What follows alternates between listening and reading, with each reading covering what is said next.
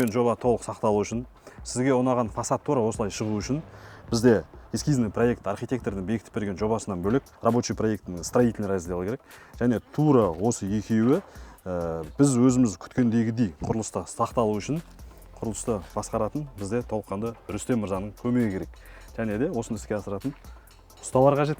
Онда поэтапты әрқайсысымен бөлек-бөлек тоқталамыз ба, жұмыстар не болып жатыр, қалай болып жатыр. Бізде Раке алдыңғы түсірген видеомызда бізде подбетонға құйылған тұғын подушканың каркастары тоқылған. И бұл жерде тағы бір ескере кететін мәселе, жобалау барысында біз жақсы заказчиктің толық ойын ескердік. Архитектуралық өзіміздің тарапымыздан берілетін ұсыныстарды, жобаға қатысты барлық этаптардан өттік, келісілді, заказчикке ұнады. Сыртқы фасады келбеті шықты. Оған рабочий проекттің строительный разделы жасалды. Құрылысқа қатысты өзімізге керекті ақпараттың бәрін толық алдық. Бір ескеретін мәселе, көпшілік кезде құрылыстың толық черновой жұмыстары жасалып болғаннан кейін дизайн объекттің басына шақырылады дизайнер. Сөйтеді де ол кісі ішіндегі расстановка мебели, сантехникалардың орналастыруына байланысты демонтажный жұмыстарды міндетті түрде жасатады. Яғни самонесущий стеналар біздегі жарты кірпішпен бір кірпішпен бөлінген нагрузка түспейтін стеналарды перегородкалерді жылжытқызып жатады. Болмаса проемдарды есіктердің орнын жылжытқызып жатады. Өйткені мына жақта сантехникасы өзі ойлаған, өзі күткен дүние шықпай жатқаннан кейін. Біз осы шығындарды алдын алу мақсатында тапсырыс берушіге осы ұсындық дизайнның қызметін қазірден бастап қолданайық. Дизайнердің ұсынған ұсынысын қазірден бастап біз соны қабылдап құрылыстың басында ескеріп кетейік деген сияқты мәселелермен келісілді. Дәл қазір бізде Раке дизайнердің берген ұсыныстарына байланысты бір-екі жерде өзгерістер болды. Біз оны бұзып қайта жасамастан біз оны бірден жасап кетіп жатырмыз. Біз өйткені дизайнер бізге кладка жұмыстары басталмай тұрып ол шешімді берді. Сол бергеннен кейін барып біз сол берген размерлермен өзімізге керек. Бізде основном болған витражға, кухняға байланысты, прихожкаға байланысты размерлер, яғни мебельге байланысты өзгерді. Соған байланысты нелерді, размерлерді тастап кеттік біз кладканың. Біз уже бірден құрылыстың барысында оны ескеріп кеттік. Көруге бізде мына жерде 005 отметкедегі минус колонналардың орны біз бұны подушкадан бастап шығарып кеттік. Бұл колонналар основном бізге ригель түсетін орындарға берілген. Қарайтын болсақ 11 колонна общий бізде берілген. Біз қазір объекттің басында да көрсетеміз және алдыңғы проектте де тағы көрсететін боламыз. Мына орын, яғни одан кейін мына жерде бізде скрытый в теле монолитпен бірге құйылатын ригельдер бар. Яғни солардың мына жерлер. Яғни біздегі бұл жобадағы ең былайша айтқан кезде қиын, яғни шығару керек, әдемілікті сақтап отырып шығару керек жері осы бөлік болып тұр. Өйткені бұның арматурасы бір бөлек, бетонын сонымен қосып, ешқандай не қылмайтындай, ажырап кетпейтіндей қылып, яғни бір тела қылып, бір дене қылып шығару керек болатын аның барлығын. Бұл жерде өйткені отметкілері әртүрлі бізде. Соған байланысты, мысалға, мына жерде іште ригель бар, одан кейін сыртындағы монолитный участогымыз 20 см жоғарыда құйылған деген сияқты. Оны қазір объекттің басында көрсететін боламыз.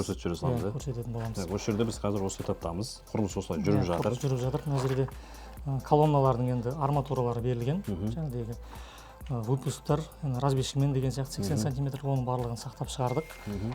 Кейін қарайтын болсақ, мынау біздегі ремдер, яғни ригель монолитный қай жерлерде түсетін орындар берілген. Оның барлығын біз колонналарды құйып, қазір ригельдің опалубкаларын дайындап жатырмыз. Основном R2 мен R1-ді дайындап жатырмыз. Одан кейін бұл жерде қазір табір ескертіп кететін жағдай.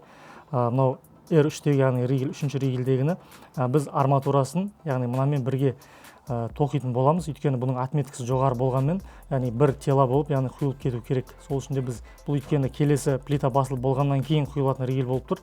Сол үшін де бізде мына жердегі полный, яғни монолитный участокпен бір тела болып құйылу керек, бір дене болып. Жаңағы айтып өттік қой, монолитный участоктар проектте қарайтын болсақ, бізде ригельдердің орны кеткен, одан кейін плита басылып болғаннан кейін мына ригельмен бірге монолитный участоктердің барлығын, яғни бірден құятын боламыз. Бізге керек мына жерде ғана ригель, арматурасын тоқып, бетон құямыз, және де мына ригельдің бізде Г-образный ригель бар, яғни 90 градус майысқан. Осы ригельдің арматурасында отметкасы 20 см жоғары болып дайындалып, біз арматурасын, опалубкасын дайындап кетеміз, бірақ бетонын мына монолитный участоктермен бірге құятын боламыз. Бұл жердегі біздің жобадағы айтып отқан ең қиын және де әдемі болып тұрған красотаны басындағы архитектордың идеясын толыққанды сақтап қалу үшін осындай бір сложный моменттерде осындай бір шешімдер қабылданды. Ол инженер-проектировщиктің ұсынған шешімдері бізде. Жақсы. Енді бізде подушкадан бастап тоқталып кетейікші, қандай процедуралар жасалды, нені ескердік, қандай этаптардан өттік? Так, болды, иә. Подушкадан алдыңғы видеода біз подушканың каркасын көрсеткенбіз. 250 маркалы бетон құйдық подушкаға. Одан кейін 1,5 сантиметрлік, яғни лента құйып шықтық. Яғни подушкадан бастап біздің колоннаның, яғни выпусктары шықты. Істей беріңіздер. Арматуралардың барлығы. И содан кейін оның, яғни 60 сантиметр бізде ертең таза брусчаткадан кейін көрінетін жері болады. Яғни сол есепті алып құйып шықтық. Одан кейін жердің астындағы, яғни бөлікті толық гидроизоляция жұмыстарын жасадық. 2 слой жүріп өттік. Кейіннен бастап уже біздің кладка жұмыстарымызды бастаған болатынбыз. Мына жерде қарасаңыздар, қазір балдар ригельді тоқып жатыр. Бұл да жаңағыдегі рабочий проектте берілген, яғни арматура, каркас барлығы сақталып, яғни аяқтарын жақындатып көрсеңіздер, 10 сантиметрден шагы кетіп жатыр, яғни двойной хомутпен біздің каркасымыз тоқылып жатыр.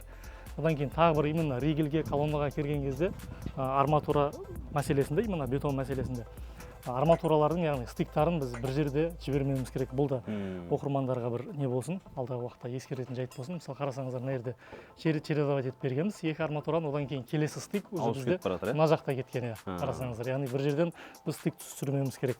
Ол енді былай қарап тұратын болсаң элементарный дүние. Не болып деген сияқты сұрақ болады, бірақ именно нагрузкаға байланысты, расчетқа байланысты солай істелінген дұрыс болады. Норматив бойынша. Высотаға байланысты, одан кейін алдағы жаңағыдай айтып өттік рабочий проектте, соңында бір түсіндіріп өтсек. Бізде қазір мынау 3600, яғни ригельдің асты 3600 отметкеде құйылайын деп отыр высотада. Бізде черновой 0-ден потолокқа дейін 4 метр болып тұр ма? 4 метр болып тұр. Олай жасау себебіміз, бұл жерде тағы бір ескеретін мәселе, вентиляция істетесіздер ма, істетпейсіздер ма? Вентиляционный каналдар бола ма, болмай ма деген сұрақтар болды бастапқыда. Егер біз стандартный 3,60 қалдырып, 15 сантиметріміз бізде жаңағыдай пол мен потолокқа кетті деген жағдайдың өзінде 3,45 қалды дейтін болсақ, одан кейін бізде вентиляция жасатамыз деп шешім қабылдайтын болса, потолок тағы да түсуге тура келеді. Біз күткен высота шықпай қалады. Сол себепті бұның барлығы жобалау барысында ескеріліп кету керек. Бұл жерде енді бірақ мәселеге келіп тіреледі, ол қаражатқа келіп тіреледі. Қаражат көтеретін болса, онда оны сразу істейміз деп шешім қабылдап. Дизайнде оны ескеріп кетеді, ертең қайтадан екі жұмыс болмайды.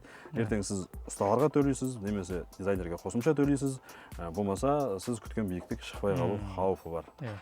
Біз соның бәрін ескеріп кеттік. Тапсырыс беруші вентиляция істететін болды. Бұл жерде енді бірақ сұрақ болып тұр.